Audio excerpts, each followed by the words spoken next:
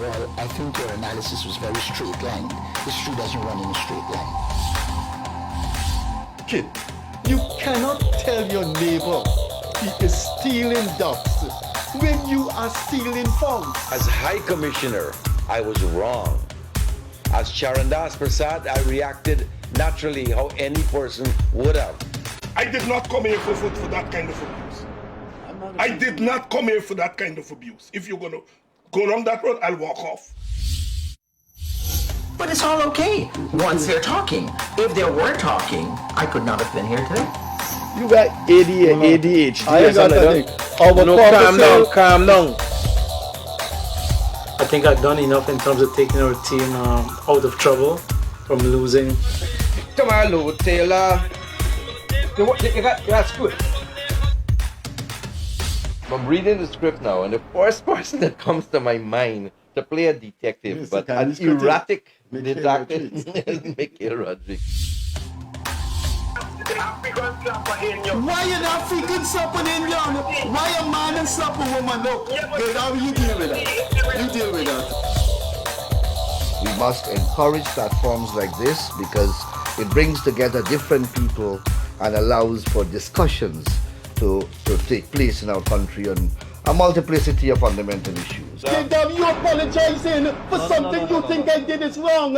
I don't want you to do that, and you should not have done that.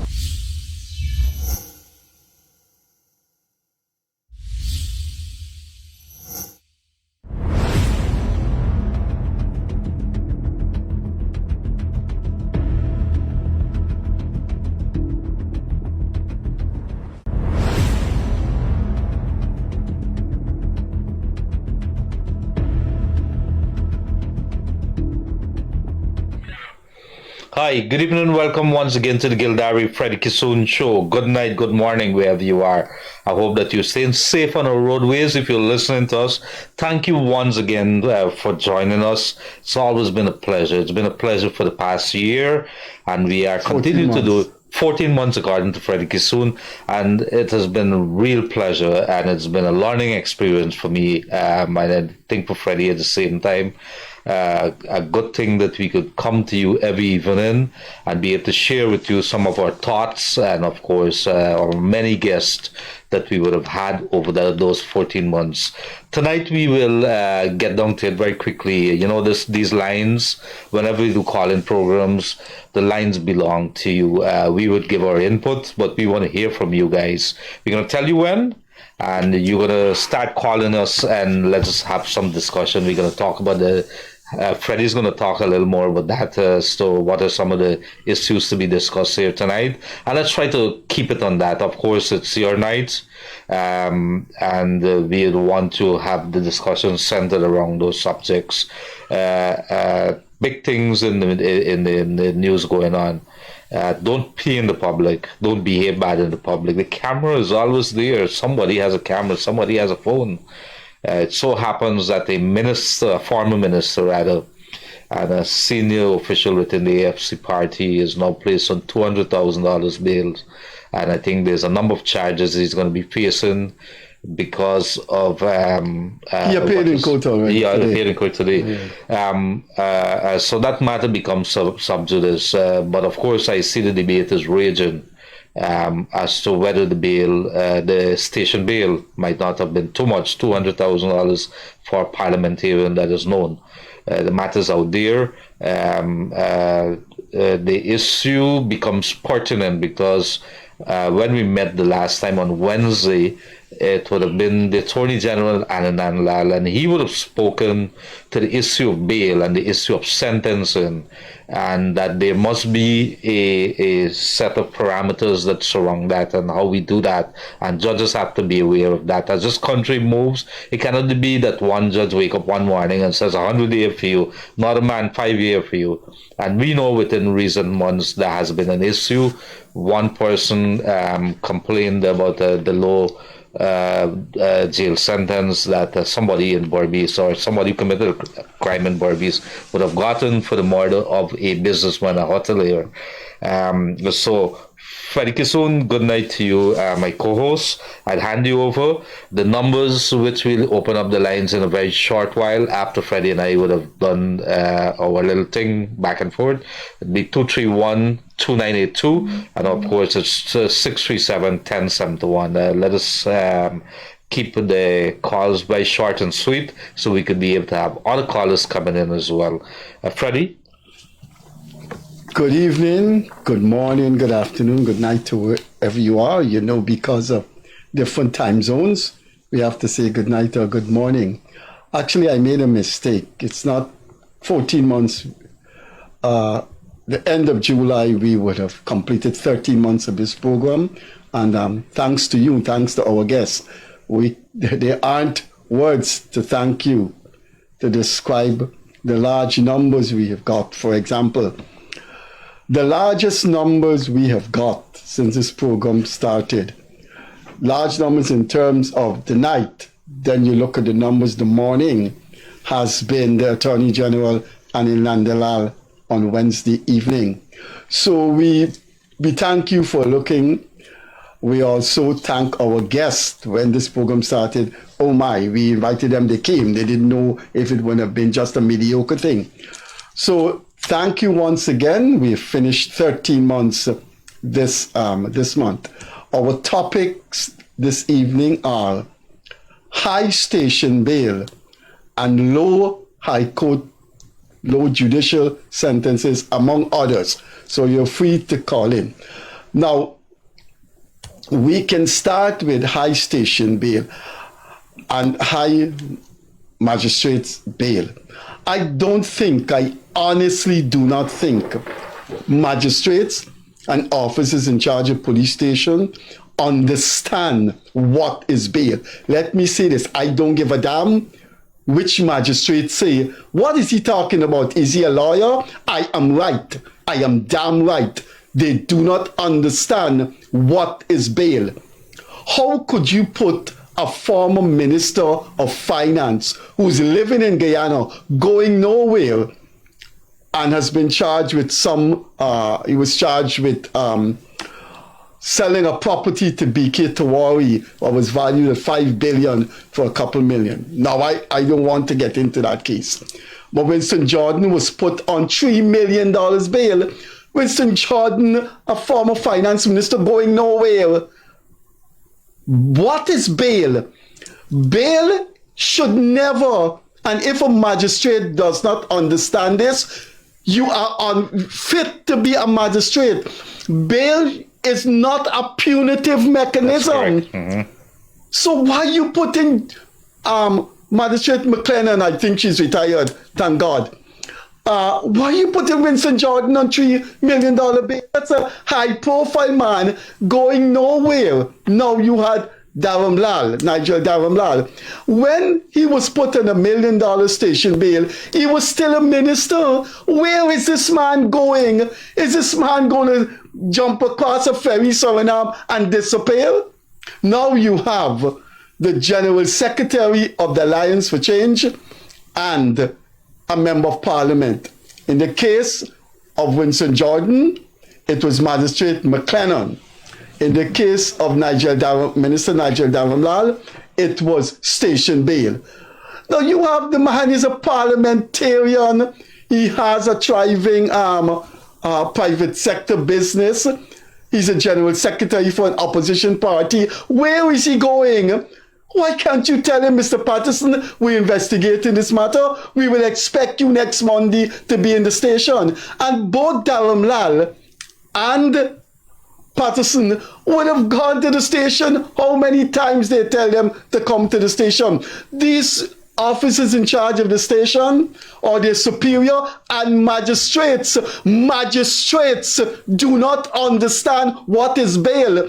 They do not bring a commonsensical approach to bail. People get charged with mango. A guy stealing mango, where he's going to get $20,000 bail for? It is just, the bail thing is just nonsensical and absurd. I can't believe a magistrate put Winston Jordan, former minister, on $3 million bail. Police asked Dharamlal to report to the station, $1 million bail. So you have the high bail. And then we're going to talk about terrible, terrible sentencing. Gildarie left.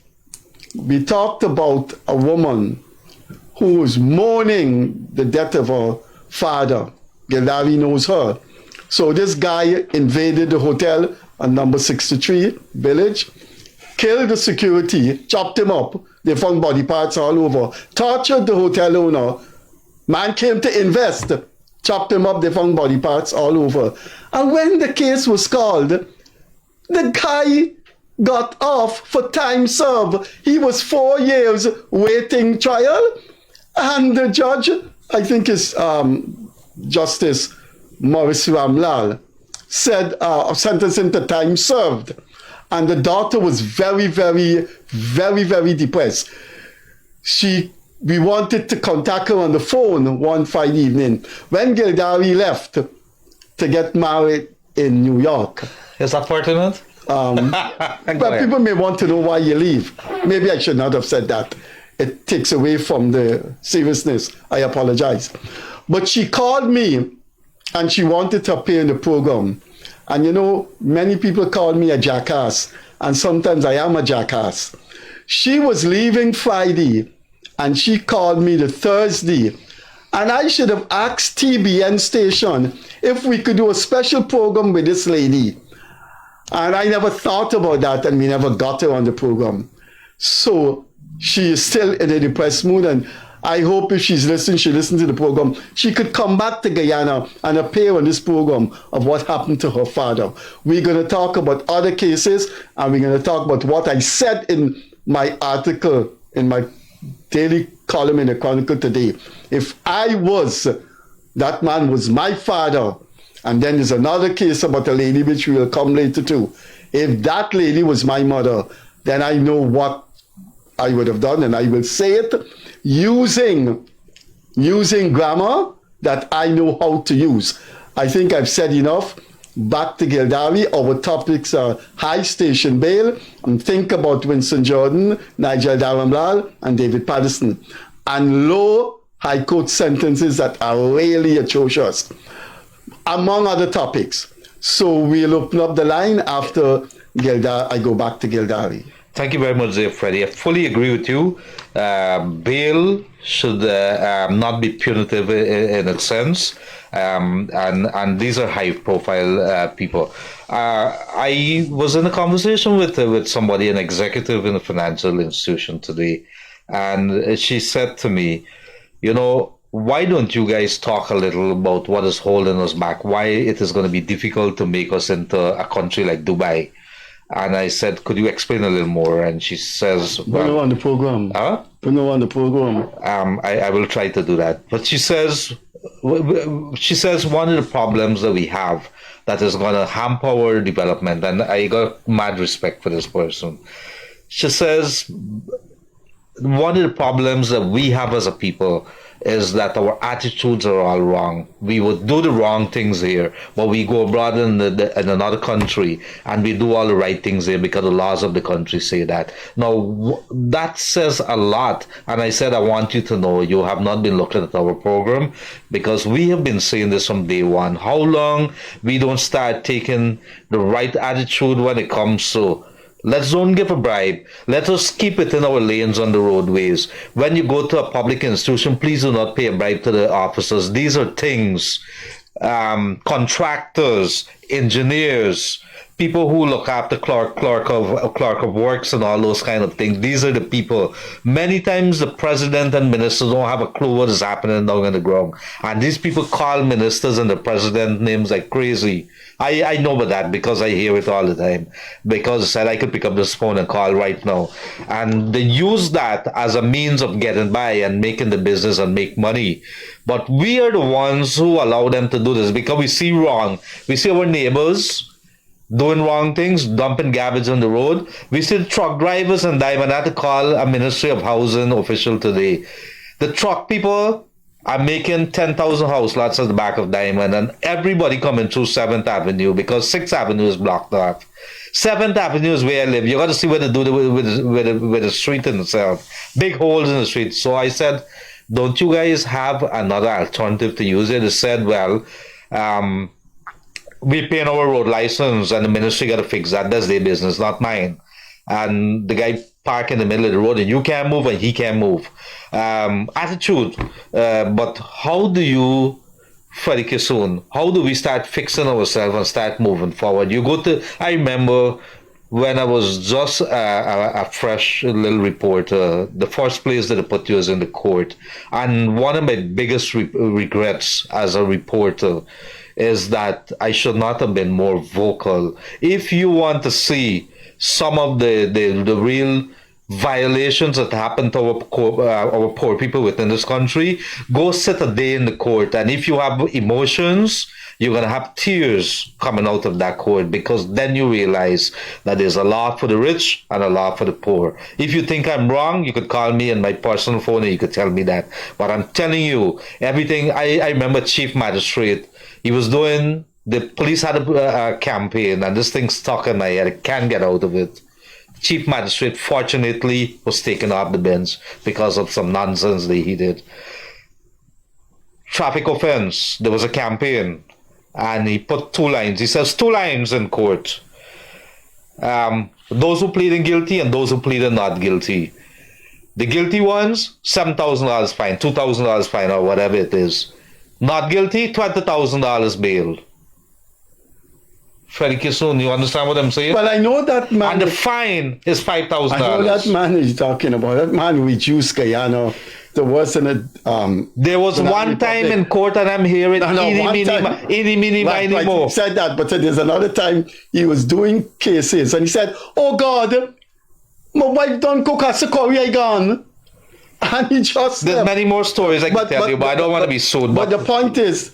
I said in this program, in case you're listening, our topic is high station bail, low high court sentences for terrible homicides, and other topics, and we go until 10 o'clock.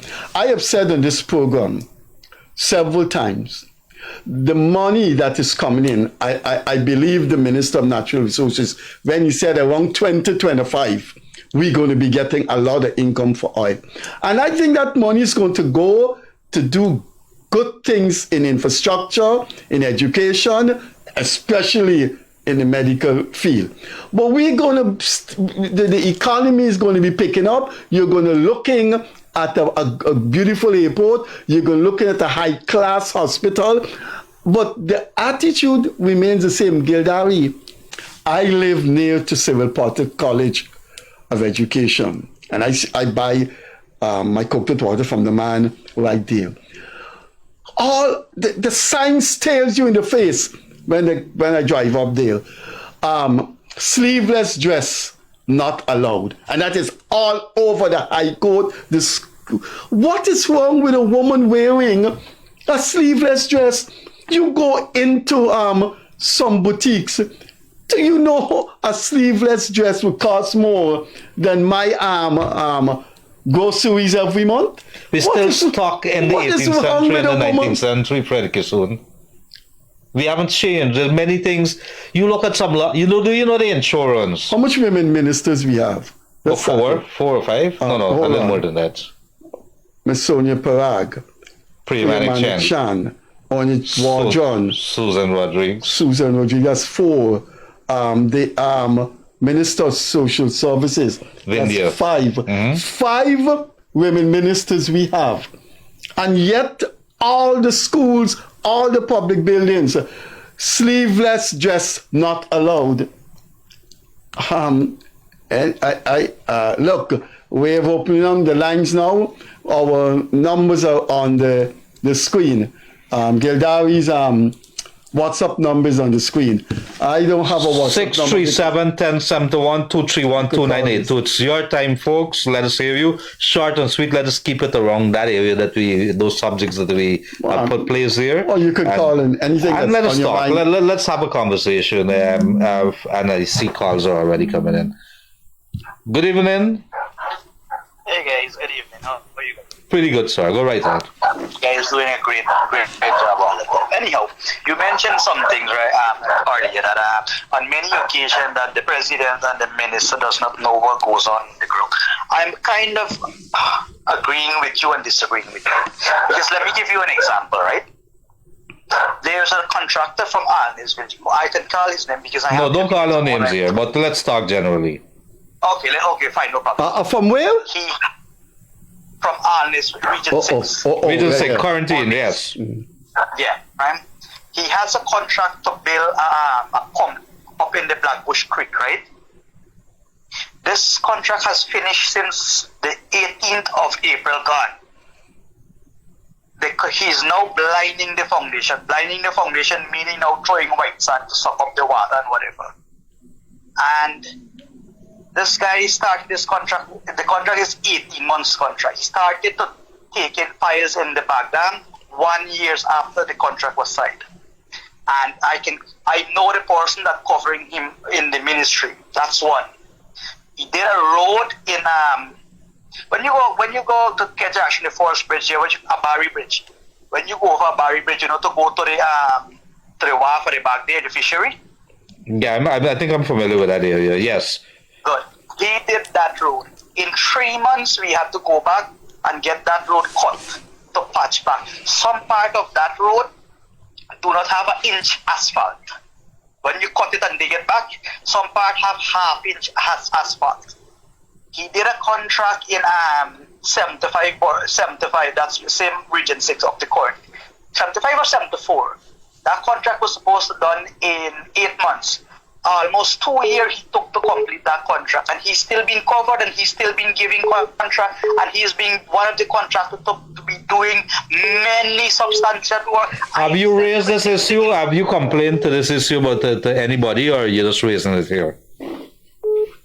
I sent critics, Guyanese critics. I sent him some information, some pictures that I had. The house that he built, the pump house that he built in Creek, was supposed to build in Green Heart. It built in Kabakali and paint right away. I sent the pictures with the Kabakali before it paint. Some parts of it have Kabakali, some part of it have Green Heart. But there's a specific minister, and this guy is a personal friend that I know personally. This guy keep doing substandard work and still getting contract. All right, I think what we could do here. I can send you the pictures. I can send you the pictures, and I can send you very. All right, send it to me, and I'm going to send it to the minister and have him look into it. I'm going to be sending it to you right now. Right, and send me the details of that, and I thank you very much for that. Okay, brother. Right. Good evening, caller. Hello. Carl from Toronto. Yes. Well, I want to start this off with a question. Do you think it's wise for Canadians and Americans to invest their sweat and blood in Guyana? Is it fair and wise? I'll tell you why. I'll follow it up with an explanation. Sure. Now, let me give you the reason for the explanation. I have that receiving shipping company on Davis Street, right? And I'll tell you what happened today. You had some breaches with custom officers disposing of want of entry cargo at my place here in Kitty. And my hands are tied because it's a criminal issue. And I'm trying my best to get the cops involved because up in Canada, people work hard to ship their products into Canada. And if you're going to slip it out of the hands of these people, it's not fair. This inspector today told me that I have to come down to Guyana to file a complaint. 3 months ago, I made a request for these guys to do something about bad things that are happening there. Come on, man. I offered that location in Ghana, Leonard, to offer service. You can leave your lunch break and go pick up your barrel or your box. Wasn't meant to compete with John Fernandez and all them big shots. Small operation. I spent 20,000 Canadian dollars and I took a scanning machine. They broke it. They broke the machine. What the airport didn't have, I bought one and took it down into Guyana. Come on, man. Is it fair? You guys are focusing on politics. You know what you guys got to work on a little bit? The internal affairs of that country. Well, that's why we have the phone. That's why we have the calls here, so people could be able to raise. Well, there are many. There have been dozens and dozens of calls the past 13 months on things that you're talking about. It is not exactly factual that we do not focus on things that are not. We only focus on things that are political. No, a guy have just talked about a contractor not doing shoddy work. No, people call in all the time about things, and you're calling in now about that. You know, Fred. I just got back from New York. I spent 2 days in New York, and I got back. I usually spend a day because I also invested in a branch in New York City. It costs big money, right? No, that wasn't meant to be a money-making thing alone. It was meant to give back to my country where I was born, Fred. Right now, I'm shipping 2 barrels into Guyana for $100 Canadian. 100 Canadian. Customs, they're making 25 American dollars on duty on a barrel. You see how I'm like this big patriot trying to give back to where I was born, man, and nobody want to respect me. I'm tired, guys. I'm tired. I decided to call you guys today because you're very, very powerful. Very powerful. What? Powerful, you know. I don't know. I give up. I put a for sale sign on that place there. Any good offer come along, bye-bye. Bye-bye, guys. Stay on the line. Tired. I don't understand. What the inspector did? What is happening? What is this thing about the police at your property? I didn't get Gildarie. Okay, no. Yeah, go slowly. This wouldn't require any civil lawsuit because I ain't going to go to jail for this. Let me tell you what transpired. People there, and I say people, staff there are shuttling out people's freight, and they're selling it because after 30 days it goes into want of entry. Okay. This is at the customs and the hold on. They don't have the cash to pay for. This is at the customs and at the wharves. No, this is at your place. So the police, it can't be the police. It got to be GRA.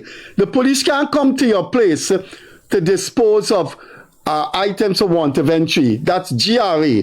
But when you started, you said the police. It has to be GRA. Friend, let me back up and break it to you gently. Stuff cargo is moving out of there illegally. Okay? And it's getting into hands, it's being sold out there. But it's your... 200 gallons. No, but I don't understand that. Yeah, but hold on, buddy. Hold on. No, it's your Isn't it property. your business? Who's running the business in Guyana? I have a shipping company on David Street, you know? Yeah. Are you aware of it? I know it. TQ or QT, I know it. And I know you. Q, yeah. Q. How? That's it. No, you have to... Listen, I know you, and I know you mean well, and I know you've been invested in Guyana. But I'm a little bit confused that you're telling me all kinds of skullduggery is going on at your shipping place in David Street. You must have a general manager, a deputy general manager, an admin officer, and security.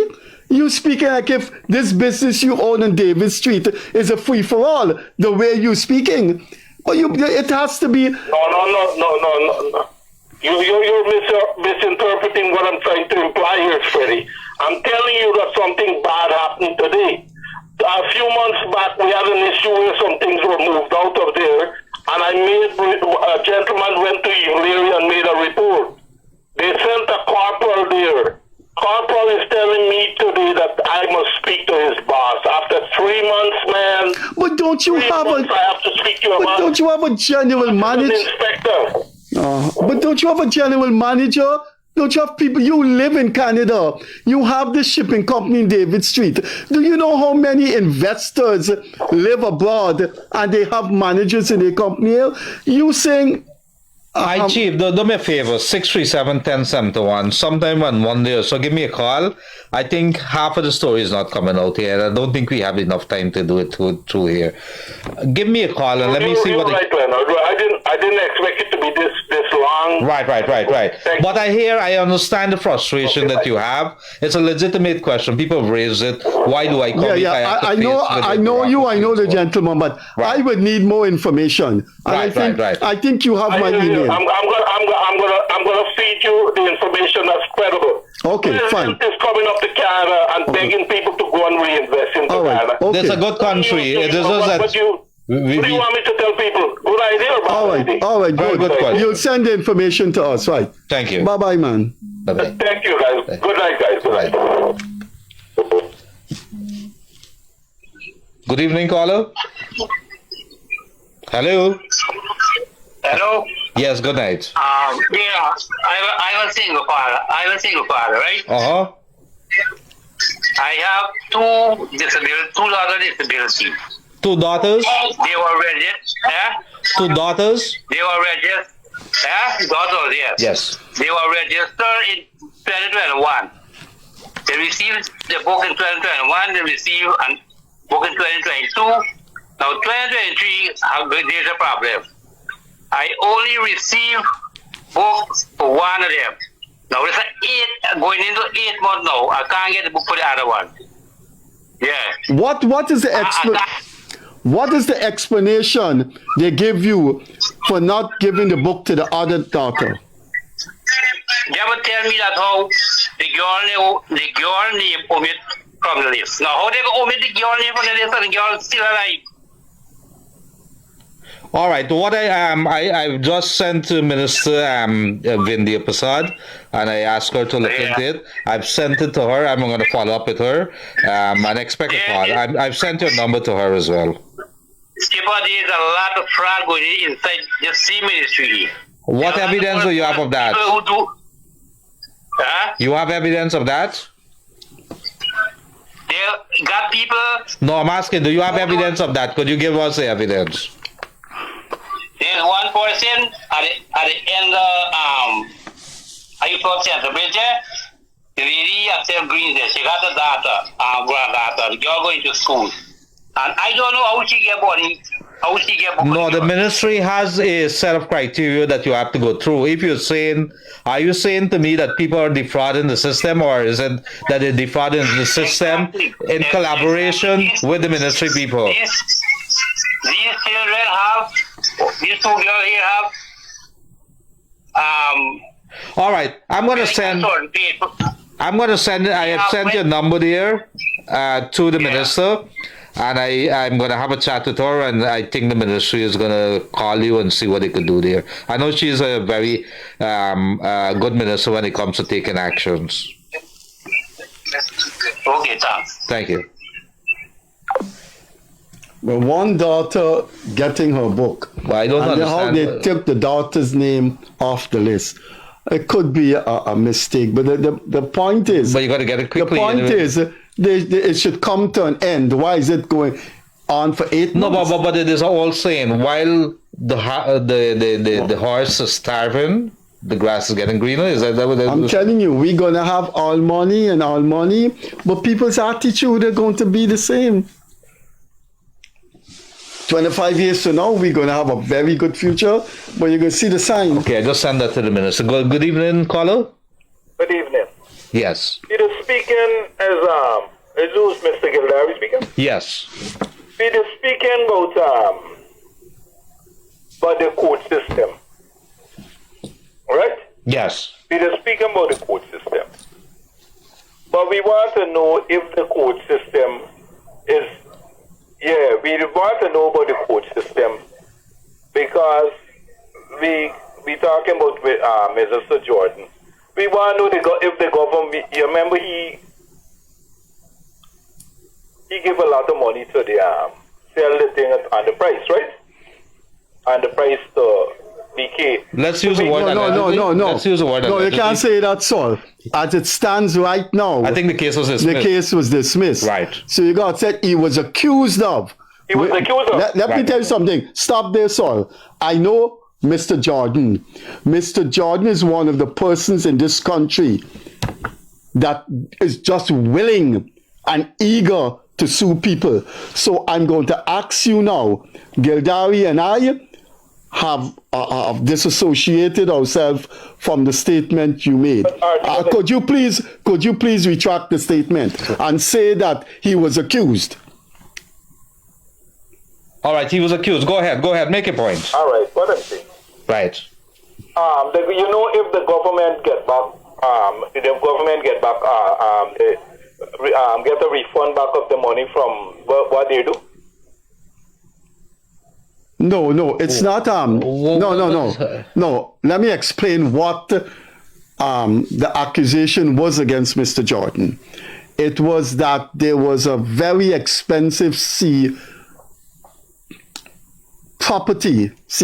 property at Mud Flat in Water Street, and it was worth about $5 billion. And when Mr. Jordan was minister, he was accused of being the finance minister. He was ultimately responsible for B.K. Tawari buying the property for millions, and the property was worth $5 billion. He was charged, and the magistrate dismissed the case. I don't know if the state has appealed. I think the state probably has appealed. I want the government to receive back the money and the property. No, the government, I think, not the money. The government can't get back money. He didn't pay the $5 billion that the government said it's worth. He paid a few $1 million. I am not sure if the government has put a hold on the property.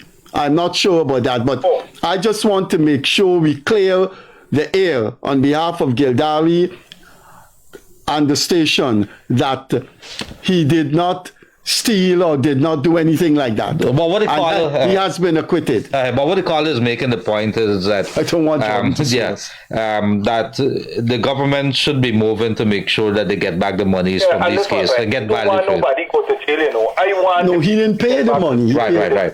There's no money to get back. But they get back the stuff. If it's the property, let the government get back the property. I think logically that is what should happen. And I think in the case of a matter that had involved James Bond and the lawyer, I think the government had taken back that property. But I do believe that I am not saying anything about Mr. Jordan. I do not have any evidence that Mr. Jordan was responsible. I want to be careful here. I know Mr. Jordan. But I do believe that property at Mud Flat in Water Street was worth much more than what it was sold for. I don't know who sold it, and Mr. Jordan was accused of selling it, and he was freed in the magistrate court. But there's a fundamental point here, Freddie and Carla, just before we go.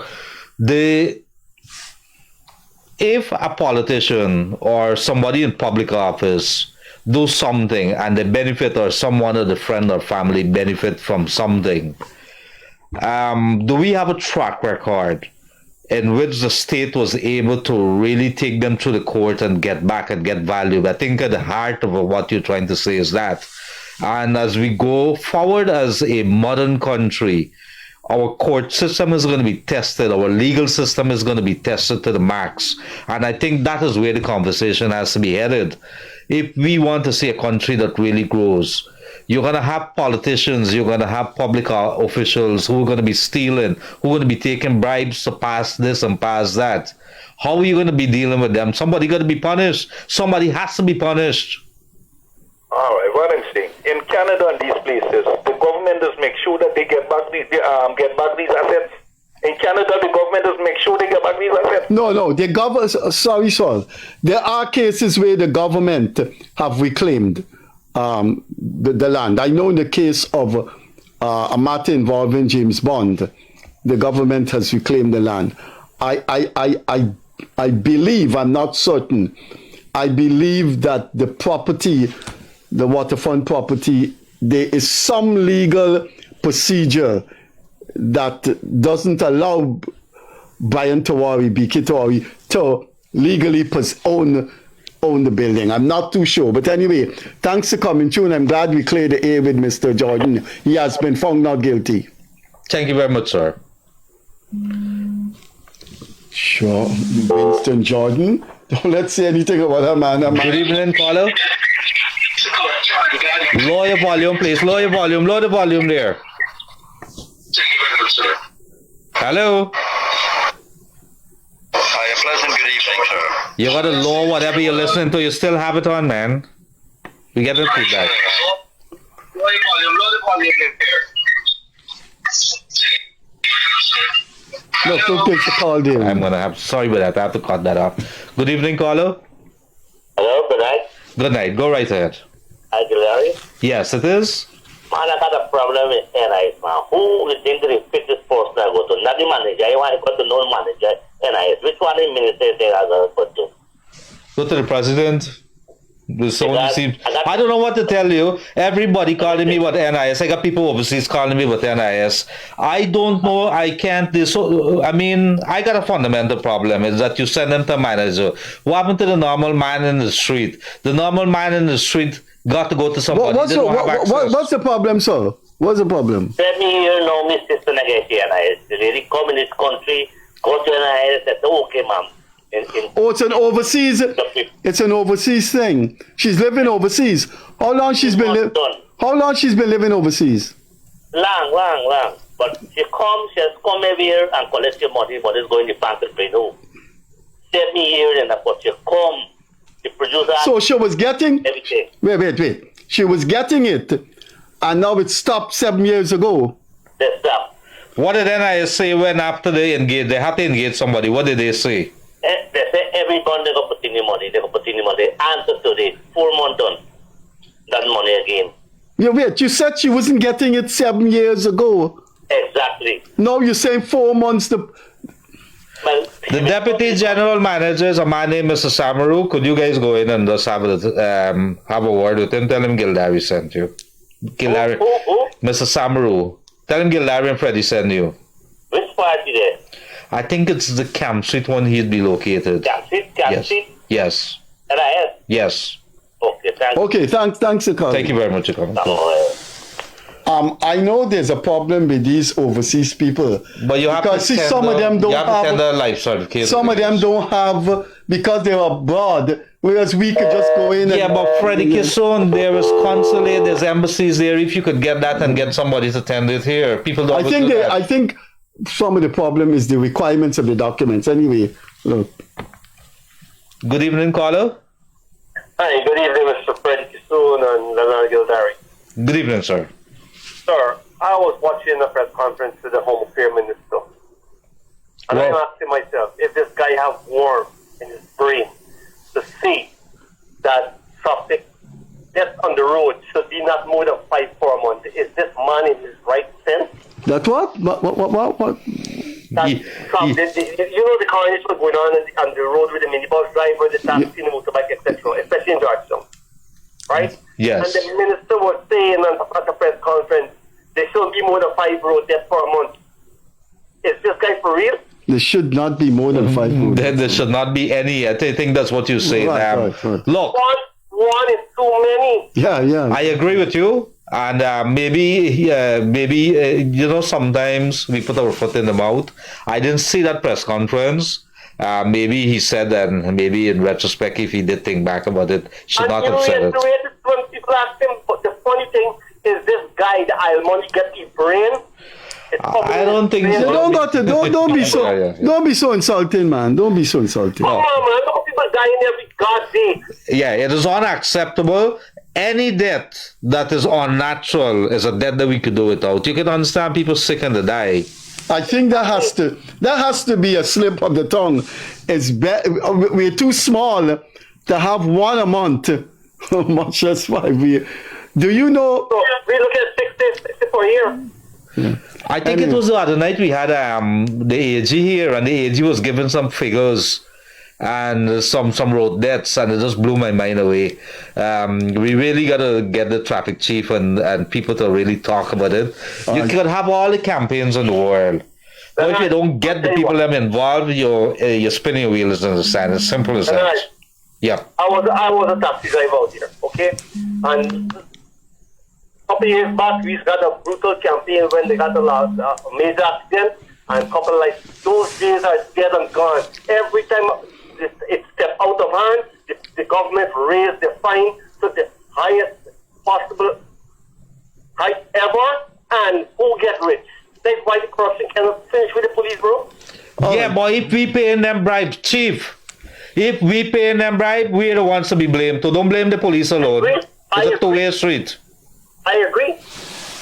I had an incident that day, right? I didn't deny that I was doing 65 and a 50 zone, right? 50 lane. Now, I was behind a canter. I wasn't catching up with canter. However, a vessel overtake me and the canter almost knocked the police down. Anyway, look, thanks for coming through. We got other callers. Thank you very much, sir. Bye-bye. Bye. Good evening, caller. Hello, good night. Good night, sir. I just want to make a point. Sure. I had a daughter, she was handicapped, but she died now, right? Our condolences. I applied for public assistance for her because she was bedridden. She did 2 brain surgery in Trinidad, and she was bedridden. So we applied for this public assistance for her. We apply at Shortville. You know, when you go to Shortville now, they have a panel of people that you have to go and they would interview you. So they tell us that, look, you have to go and get a document from the doctor saying that the child is handicapped. You know, I went and get that letter, public hospital, take it back to the panel. I don't know what is the criteria, but what is said that seeing that the father is working, they can't help the child. Isn't that child entitled to that fund if she's handicapped? You have anything to do with father is working? I don't think that should be. And I think the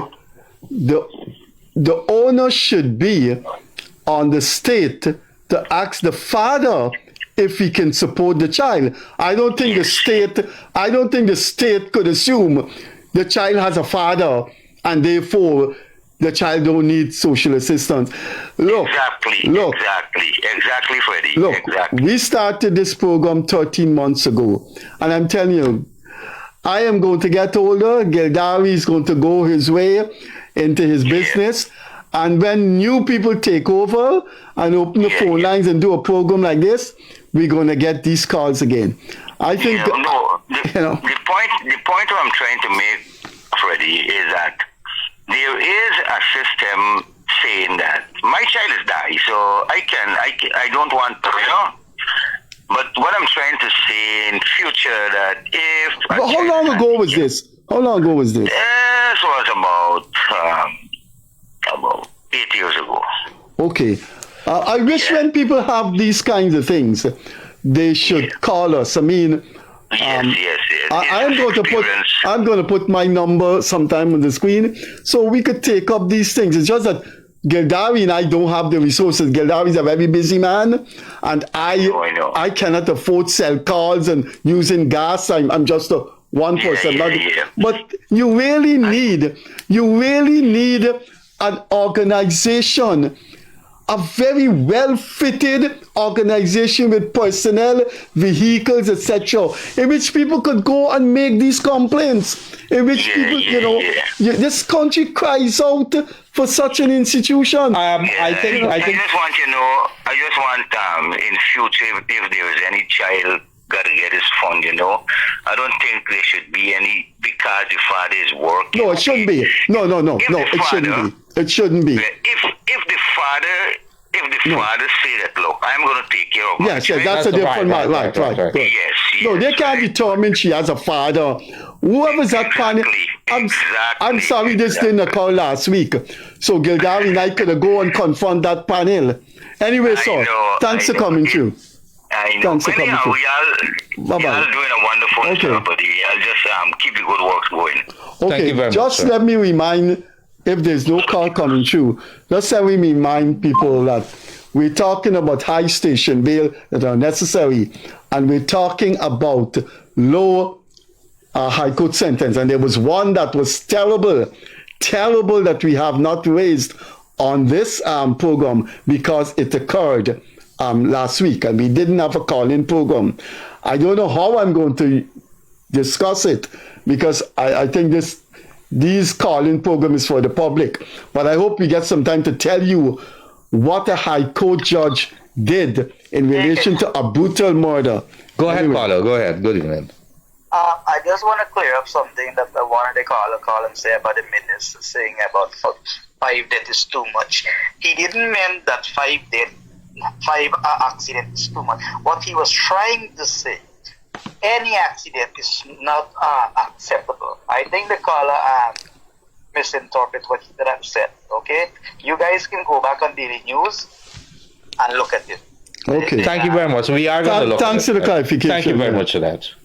Bye-bye. Yeah, man. Good evening, caller. Hello. Good evening to you, Mr. Kissoon. Yes, good evening. Mr. Gildarie. Yes. Mr. George Kawhi in New York. Go right ahead, sir. Well, I'm listening to all the comments. I want to say one thing. The people get what they ask for. And they should sit down and enjoy it. If they don't like what's happening, the only way out is a national fund government where everybody will be a part of the destiny. And they got to stop criticizing and do something about it. We have emancipators and we have arrivals. We don't have citizens of the country. We are Marines, military, the Chinese. Now the two are foreigners. You have to wake up to reality, brother. So there's two things that you say there. There's two things that you say there, and I'm thinking, we have, you don't like a government, it's simple, you vote them out. But there's also as a responsibility that we have as citizens of this country. It shouldn't be that we have to wait every 5 years for us to open our mouths. I believe there are many forums now, many platforms that are willing to take our complaints. And when we see contractors, we see minibus people, we see all kinds of people doing the things and doing it wrong, we have a very powerful voice. Our powerful voice is there. I'm sorry for this. I'm looking at this in a more realistic way. We had a little problem on the East Coast. We had some business people. I don't know if it was Mango or one of the people on the East Coast. They were paid some $50,000 bail for a terrorist action against peaceful citizens. There was a woman claimed she owed $3 million for lobby and banner. They should go to jail for life. I don't know. Anyway. And we got a businessman, an Indian businessman, fire a bullet in the air over a minibus driver, and he was on bail for $800,000. I want them to know that's not Africa and India, Guyana. The Indian are claiming a rival, blacks are claiming emancipated. For every God go back home, live out in his country. I put the drop from Mars, the Chinese came up from the ocean. You have to stop this nonsense. This one Guyana symbol is a very good thing. The ministry then got to get off their ass and stop and do what is right for the nation. Okay. Go far. Okay. Friends and family have a right to control courthouse. They don't know who to trust anymore. Okay. You might just well open up the door to the rabbits. Then while I go, Freddie, let me tell you a story. I got from an Indian national in 19... Okay, quickly. No, very quickly. We have all the calls coming in. Very quickly. He said to me, everybody talking about death. We know about the thief from Baghdad, we know about this, we know about the Paris. He said, but let me tell you a story. My grandfather said to me, and I was growing up, England was ruling India. They were boasting that England got the greatest thieves. So they decided to set him up with a lot of pounds and every Indian money in England. And walk every part of England with his own. All right, okay. Oh, here, we really gotta go. We gotta go. Calls coming in here. Thank you, man. Thanks for coming through. Let me end this. Right. Yes, I thank you very much for that. No, wait. Okay, so we gotta go, sir. This is all right, buddy. Other calls coming in, man. Other calls coming in. Sorry, we gotta go. Yeah, sorry with that. My apologies. We gotta make it short and sweet. Other people. Good evening, caller.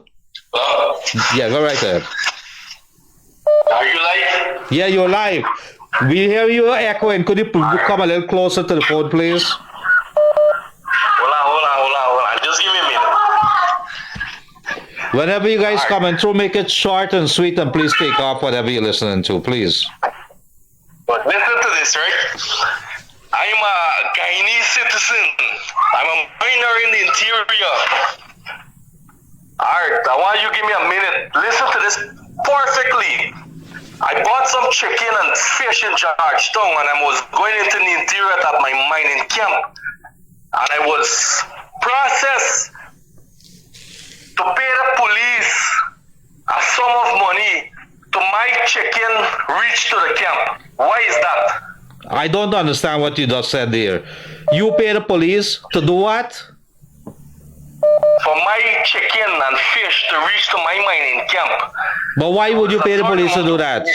I don't understand. You bought some fish, you bought some poultry and some seafood to take to your mining camp. How the police come into that? There was a roadblock. There was a roadblock. There wasn't even a roadblock. So there was some police from Bartica that take the vehicle to in the road of Puruni, and they were stopping every vehicle that was going to Puruni to investigate. I don't know what they investigating. When was this? Last week. Hold a sec.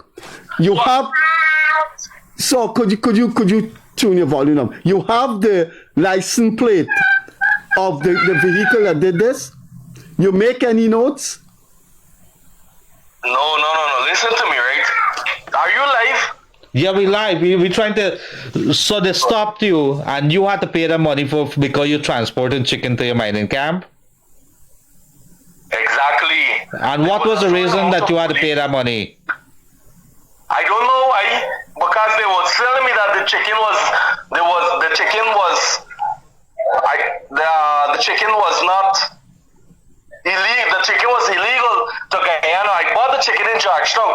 I had my own vehicle that take the chicken from Georgetown to my camp. You know what happened there?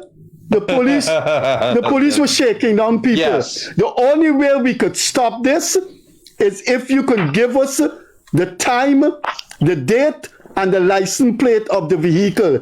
We will take this up. Well, that's the problem, because my driver was in the night, and he couldn't take the plate, but it's from Bartica. You remember the police name? The police name was No. That he... Oh my goodness. I want you to call us and give us this number. But here what happened. In a particular case like this, because when you're in the hinterlands, everybody know each other up there. The police are, one set of police are patrolling up and down. They stopped. I know what happened. Yeah. They stopped his vehicle, they saw the chicken and fish, and they put it in position. It was clearly a shakedown, and you guys should have picked up the phone. If you can just signal in that area there, you say, hold on, I'm going to... It was midnight that we catch the last crossing on MMC, and we end up eventually in midnight in the road, and the police. But you remember the police name? It was Mr. Sobor that worked at Itabali. So I want to know how long that the police is going to shake us down, even as Guyanese on the road, that we cannot take anything else on the road. That's the problem. If you're a minor, if you're a bought my chicken in Georgetown, take it to the road. All right. The police come and tell me that Listen. it's illegal. All right. Listen to me. All right. Listen to me. If you're a minor, you're a businessman, you should be able to type a letter to the police commissioner or whoever's in charge and detail what happened. But have you done that? It's not going to stop until you expose these people. Now, I know you call here, but you should have already put pen to paper, because what they were doing was shaking you down. And that is so atrocious. For the sake of the records, how much exactly did your guys have to pay them? They had to pay them actually amount to 60,000 so that my product could meet to my camp for my workers. Ras. Sorry for that. My apologies. Right. I don't know what to say there, man. I don't know what to say. Gildarie swearing. Yeah. No, Ras is acceptable. Ross is not a cuss word. I don't know. Anyway, so thanks for coming through. We got more calls coming up. Call me and let me get some details. Listen to me, right? Listen to me. Okay, we listen to you all the time, but you gotta make it short. Listen to me. I have a travel service that come from Brazil to Guyana. I don't smuggle anything. All of my products come from Guyana. Thanks. We got more calls coming in. Thanks for calling. Right. All okay right. then. Thank you, brother. Thank you. Call me afterwards. Makes sense, buddy. Okay. It only makes sense. I try to make an example of these police on work. No, but hold on, caller. Because I see, listen to me, I see that these police, that these little miners that they have that working with pumps and all sort of things in the interior, that these police that went in the back dam was harassing them, that they even jump on the neck of a little miner that working a pump, that working honestly. But tell me something. No, hold on. Make a living for his family. That this policeman jump on his neck to try to strangle him because of one little joint of marijuana. And you know Guyana is run by a set of Negro people. No, sir. Please don't go down. Don't go down that road. I'm gonna have to. What you said, guys? No. Set of what? I'm sorry. So let me make it very clear. We're gonna have engagements. I didn't hear you. We're gonna have engagements on the phone.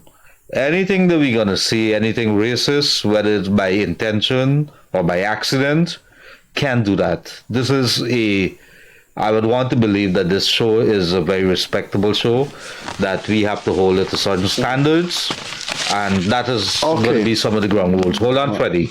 And anybody that's going to call here, make sure you turn the volume down. Let's try to accommodate everybody, but we cannot have it go. I'm going to call that caller back, and I'm going to have the conversation with him, try to get to the bottom of it. Anybody that pays any bribe, and especially if you've been shaken down by police, I believe that there's a commissioner of police who's a no-nonsense man there. I've spoken to him a seconds, and he would be highly interested to hear, and I would be very highly interested to hear, and see what actions he's going to take. And I think he's going to be interested to hear what would have transpired. Hold on. One of the topics this evening is the high station bail and the lower sentence of the High Court. Now, we've had something in the news. We've had the Attorney General here on Wednesday night, and he spoke about it. This case was in the media. Let me tell you what this case is about. And this case has generated a lot of publicity in the media.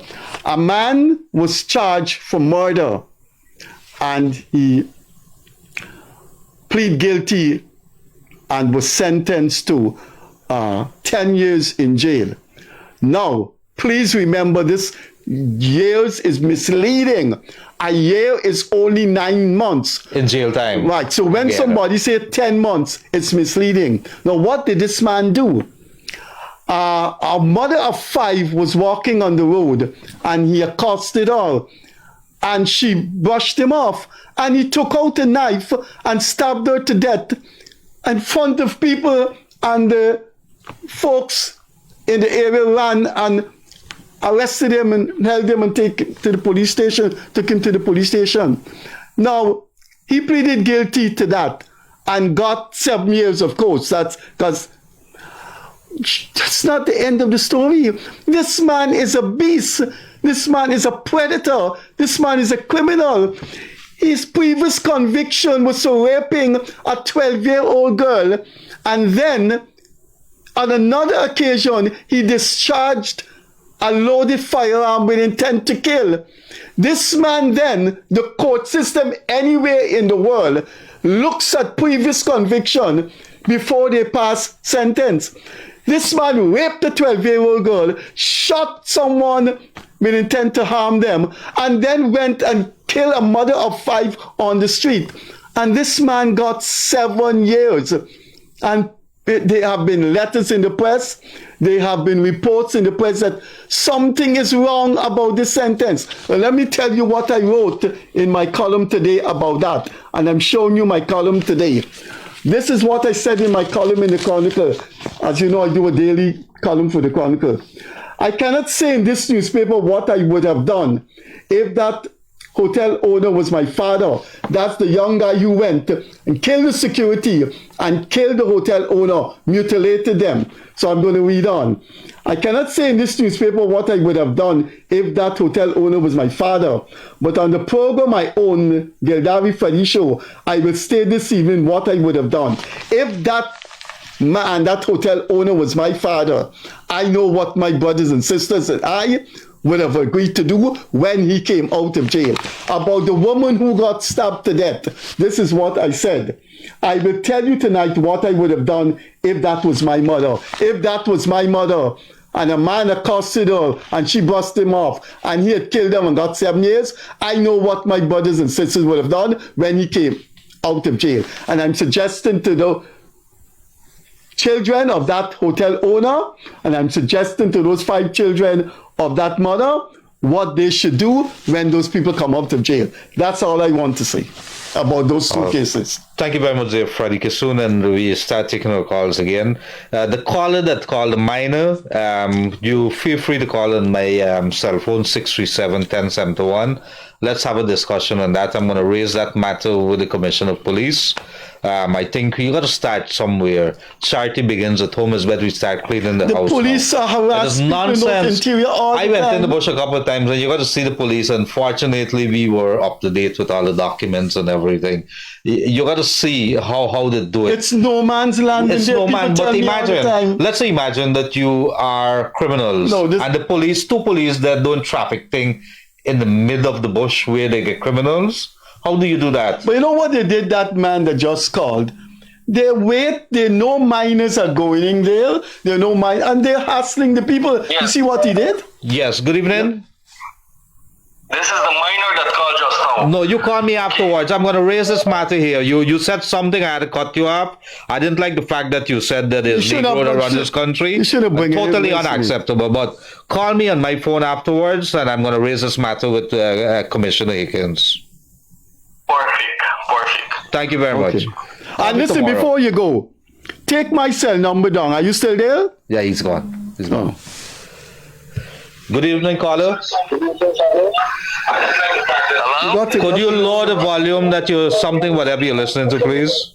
Call me on my phone afterwards, and I'm going to raise this matter with Commissioner Higgins. Lower your phone, sir. Next caller, please. Please, when you're calling, y'all make sure that y'all lower the volume. I know you want to hear yourself, but it's gonna look, Freddie. One of the issues that has been discussed here tonight, and we've been talking about it. NIS contribution. You know, in many country areas, you know how many people are not paying NIS. You know, many people just be dependent on old age pension and public assistance just to get them through. Imagine if you were living your life and you weren't paying NIS. Could you tell us how you would have made out? I know a lot of private security firms are not paying NIS. I get that complaint all the time. Yeah, but what is the NIS doing in terms of raising awareness that if you don't pay, this is likely what's going to happen? Imagine you're going to survive on $30,000 right now. What's the amount right now in the old age pensions? About $30,000. Then you get a public assistance if you're eligible for that. Only $14,000. $14,000. So you get $44,000. But imagine you had been paying your NIS. People collect the lump sum. Man, it's nonsense. Good evening, caller. Hi, good evening. Good evening. Good night. Mr. Kissoon and Mr. Gildarie. Yes. I know I might be off topic tonight, but I would have read, let me rephrase it. There is a narrative that the opposition normally peddles in the constituent or among the support base when it comes to Mr. Jagan, and that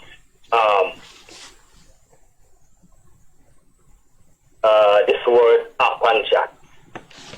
And I would have learned from one of Mr. Kissoon's column, he would have written extensively on how that term or that reference came about. And it wasn't Mr. Jagan utterances. as I read in Mr. Kissoon's the article he would have written on that, is a guy by the name of Balram Singh Rai. Is that correct, Mr. Kissoon? No. It's a guy named Debadin. He was the first one to use the word Apanjat, meaning your own. So he said vote Apanjat, meaning vote for your own. Mr. Kissoon, I would like you guys to dedicate a segment in enlightening the nation about that term, and who or whom would have been the intellectual author of that. No, it's been written a lot. It's been written a number of times that it was a man named Debadin. So I would like you to at least dedicate a segment on one of your shows, right? Because there's a lot in the public domain, especially in the opposition constituent, that still held J-Gun as though he would have actually made that or uttered that. Okay, well, for the record tonight, it never came out of the mouth of Dr. Chedi Jagan. And I think most historians, or maybe all historians, know. But the opposition, you got to understand, opposition have their work to do. That is to lie, to criticize the government, to say things that are not untrue. I mean, that's the nature of the opposition. And one more thing I would like, I have learned so much by reading many of your articles. Thank you. I've learned so much of pre and post election history in pre and post election. Pre and post independence. Sorry. All right. Thank you very much for coming today, caller. Okay, enjoy your night, folks. You too. Bye bye. Good evening, caller. I am not sure. Okay. Good evening, caller. Hello. Yeah, good evening.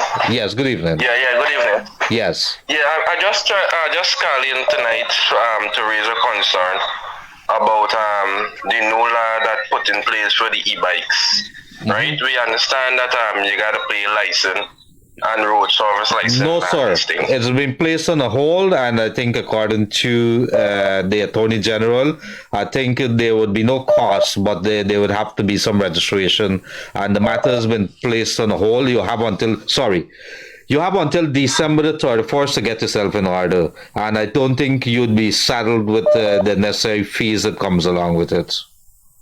Go and look at it. Yeah, the Attorney General spoke about it. Just go on YouTube, punch in Gildarie Freddie Kissoon Show, Anil Nandlal, and you will see what he has to say. He was the guest last Wednesday evening. Okay, and the next point, we're talking about infrastructure, right? I'm a person who usually rides the e-bike on the road, right? Why is riding along the East Bank Public Road? We cannot ride in how far the vehicles them usually drives, which is because the police said that and the law said that there's no lane for a motorbike. It's the normal lane that the usually vehicles use, right? Mm-hmm. So we've been forced on the road to ride in the corner, and in the corner of those roads are a lot of holes, a lot of potholes, a lot of things, and it's a very bumpy ride. Well, I think the 4 lanes that are coming now and so on, and how they're configuring them, they have some lanes which is going to cater for bikes and so on. In the particular case there, maybe that makes a case for what you're saying there for registration, because now you're in the lane, you are in the big boys lane. And so that's what makes it very important that you have to get registered. But that's why I raised the point here tonight, because if we are being subject to pay road service license, and this is the kind of situation we've been faced with on a daily basis, you understand where I'm coming from? So what is our benefit? Well, the benefit would be that we have to cater. The laws most countries are that, but at the end of the day, I think the government is looking at it carefully. I think they are going to make some pronouncements on it, but we have the country has until December 31st, and those who own the bikes to put themselves in order. And if I remember, Freddie, he said that there'd be no cost attached to what we would be required to pay, or so. There's not anything. You don't have to. Right. All right. Thanks. Thank you for coming. But Okay, the issue still remains of the uncomfortable rights. They need to do something about the No, you should roads. come to 7th Street Diamond where I'm living, and you see the uncomfortable right. The government is trying to fix the road. I think the country is trying to fix it. But guess what? If you stop the sand truck from coming, then you don't have development. So it's a process. It's a process that is happening. Yeah, but then again, No, we still need to stop. We still need to stop the substandard work that is being I agree. I fully agree. You're right on the bottom of that. Because we need benefit.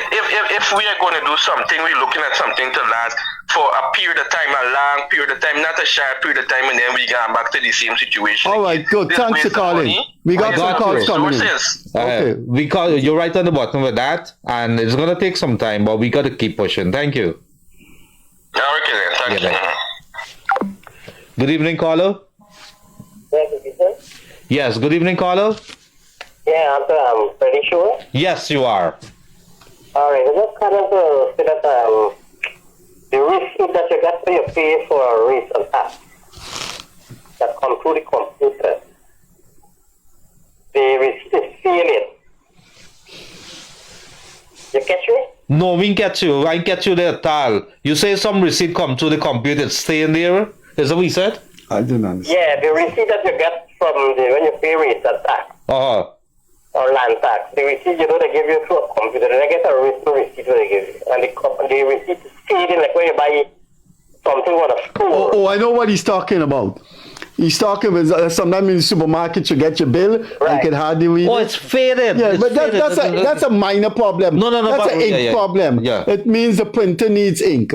That's no big deal. Yeah, but you can ask them to handwrite it or something. Where did this happen? When did it happen? When did it happen? They are writing it now on a receipt and give you. Them placing it through the machine. Yeah. When did this happen? When did you see the receipt that you could hardly read? Well, for last year. But when you go talk to them, talk to them and tell them that they get a step in order. That's a minor problem. Right. It's probably ink the printer does now. Okay. Thanks. Thank you very much. Good evening, caller.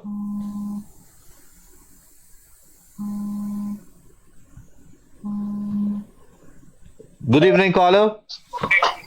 Good evening to both of you.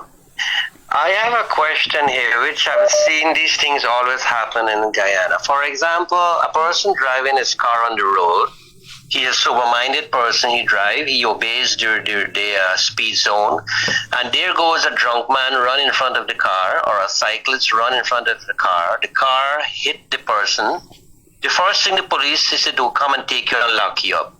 This is not civil-minded thinking. It should be investigated before they put the person in the lockup. No, you don't know. The law requires, the procedures are very, very clear. Because when the police go to the scene, they weren't there for the accident. So there's a procedure to follow. You hold the person, you do the breathalyzer, you take a statement, where were you, what did you do, and then you go back to the scene. Yeah, but why they lock them up? Why they lock them up? Wait. No, wait. What? I don't understand you. What do you mean lock them up? Explain what you mean. There was an accident. The police comes. A car struck someone. That's a very serious thing. The person is injured. The police normally escort the driver to the station. What do you mean by lockup? Why do they put them in the lockups for? The driver can be innocent, right? But he could also be guilty. Suppose you're drunk and suppose you're speeding. We don't know that. No. But they should be tested, to do the breathalyzer and everything to make sure before, if the man is drunk, but then fine, you lock him up. But I noticed that this thing always happens. The quick thing the police do, they take you down and lock you down at the station. But let me ask a question. You live in overseas, right?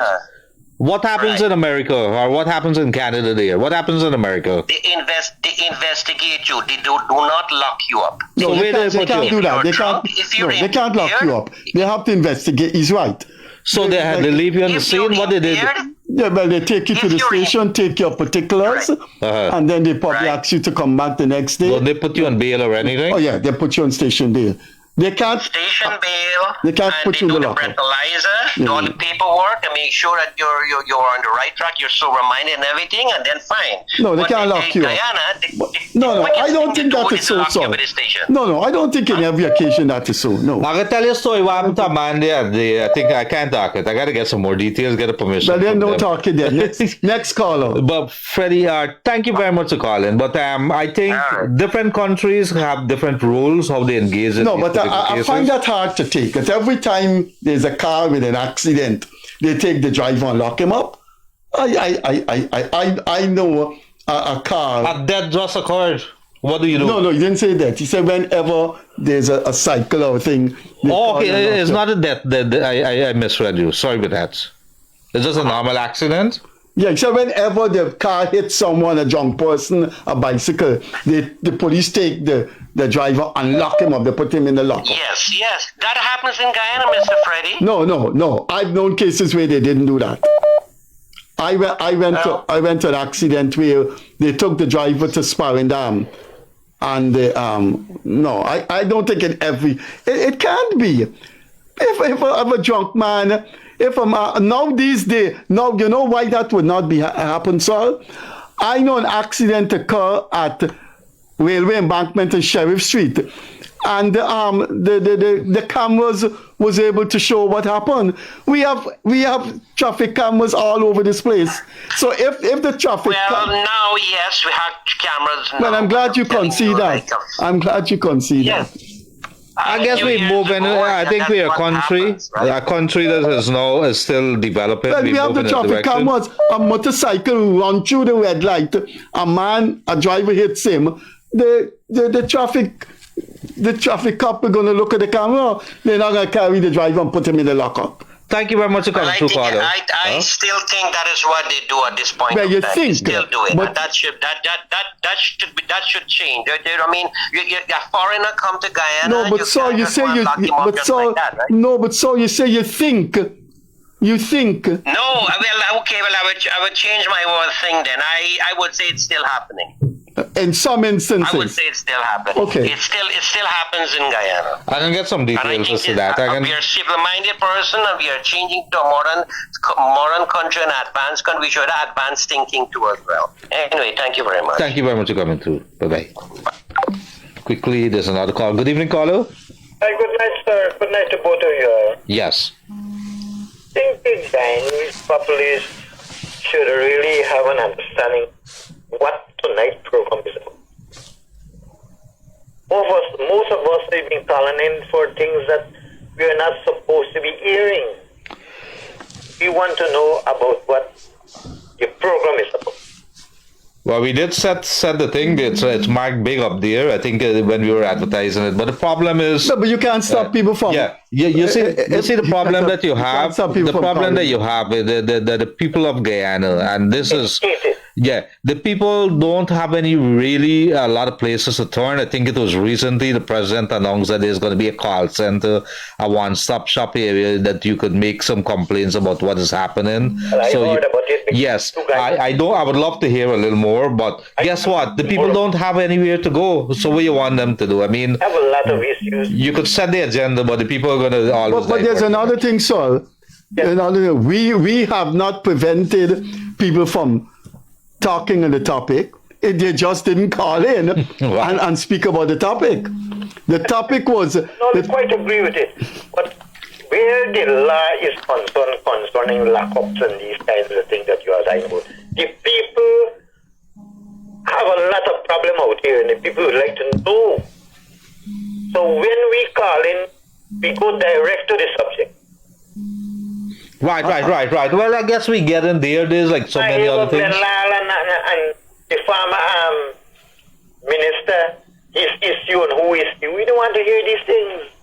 Well, you don't want to hear it, but you can't speak for other people. Okay, thanks. Right, okay. All right, brother man. Thank you for coming through. The transformation that has been taking place, and I admire you two guys.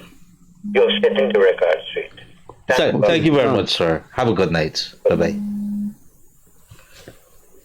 Good evening, caller. Good evening. Leonard, I must say that when you're not on the show, we do miss you. So I'm hoping you can find more prevalence to being on the show. Couple of things. Last night, on Wednesday, when I listened to Anil Nandalal, I have utmost respect for him. I met the guy, I met him with the vice president and Mr. Robeson Ben at a sleep-in during the recount. We met there for unofficial meeting.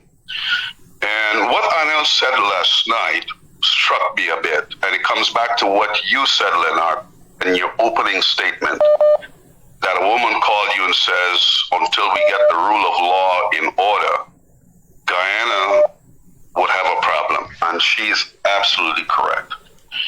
Let me give you an example. Last night, Anil said, unless the virtual complainant, once the virtual complainant withdraws their case, there's no case. Let me say this, and I said this last week. I called last week, Freddie called me crazy. What happens with a virtual complainant is if you withdraw a case, then let's look at the Patterson case right now. It's not the state that's bringing charges against him. It's a virtual complainant. If they withdraw the case... No, that's not that's too different. Sorry. No, that's not the right analogy. Sorry, that can't be the right analogy. That cannot be. What do you mean it can't be the right? Let me give you the right analogy. One has a virtual complainant. In the case of Patterson, it's the committal of an act by a video of videos. He's on tape. The police would not have charged him if they didn't see the tape. It would have been one person word against him. Listen to me, Freddie, please. I know you're an academic, historian, whatever. Please listen to me. I don't have a doctor in front of my name, so maybe I could be discarded very easily. Let me say this to you, Freddie. The same thing applies for Dharamlal as it applies to Patterson. And I'm not a party person here. Okay, I don't belong to no party. I never voted for either party. Okay, forget about that. Forget about that. What are the similarities? Forget about party. The similarities are what you fail to realize, and most Guyanese haven't. I think Leonard has some insights into this. When that virtual complaint against Dharamlal was made, somebody had to have spoken to the police. I'm not talking about social media. I don't trust social media for anything. So social media is off the board. What did she say to the police? Okay, that was videoed or recorded, and nobody kind of seemed to be raising this up. It's like they're sleepwalking through it. All right, putting that aside, I'm not here to discuss that. You know, I think that seemed like it's settled. But in regards to Patterson did what he did. It's on video, whatever, and there's a virtual complainant. Now, what Mr. Nandalal said last night was, once a virtual complainant refuses to proceed, there's no case. That's not true. Who's the virtual complainant? Who's the virtual complainant in Patterson's case? I don't know, but there is a person. Oh, if you don't know how you... Sorry. No, but that is irrelevant. Look, I think what you're trying to say, because I've been notified that we are out of time.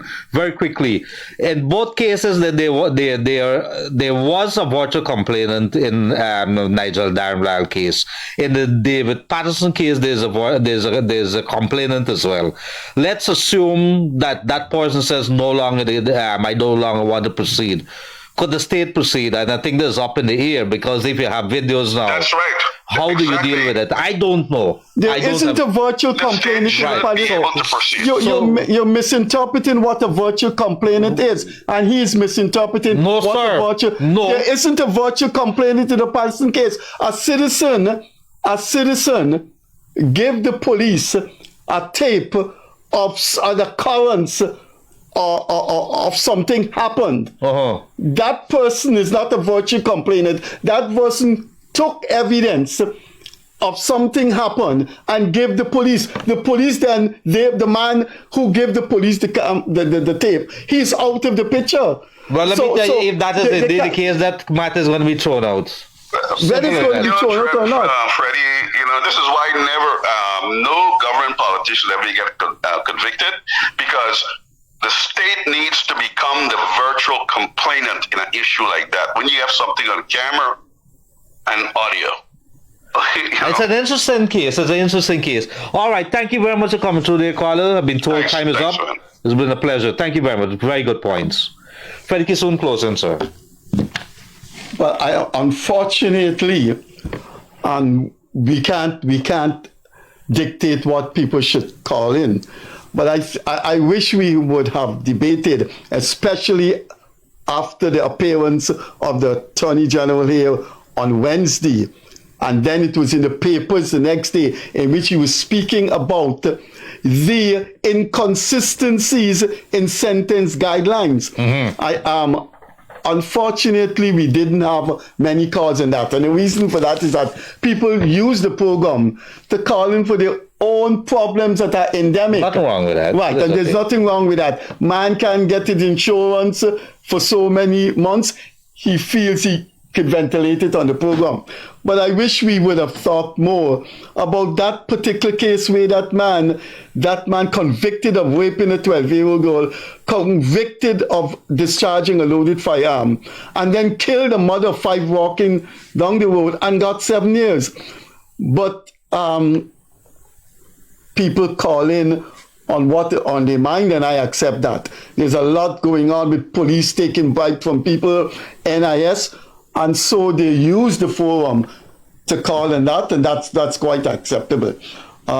It's unfortunate that this thing about police, the mining situation I remember Dale Andrews. You and I worked with Dale Andrews at Kaicho. 15 years ago, Dale Andrews said that interior with mining is Chatto's land, referring to the Charles Bronson famous movie in the 70s, where anything happens. Anything happens. Wild West. It is Wild West in some cases. You got a problem with a man, joke up time.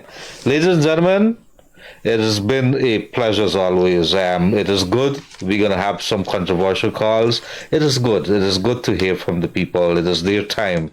And we learn, and the country is so much better for it. We're going to be back with you on Monday. And as always, I want to say thank you very much for joining us. I really enjoy this. Freddie and I have been doing this continuously. I myself have been absent because I have duties to attend to, my business, my family, and so on, and I have to look after that. I have commitments. Freddie consistently has been here and very dutiful and everything there.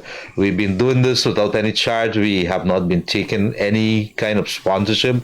We don't want nobody to dictate to us what we want to say. Sometimes I'm going to get crazy with Freddie. Freddie going to get upset. We're going to have a fight. At the end of the day, this country is what is important. We want to see this country better. I want to see this country better. I want it for my children.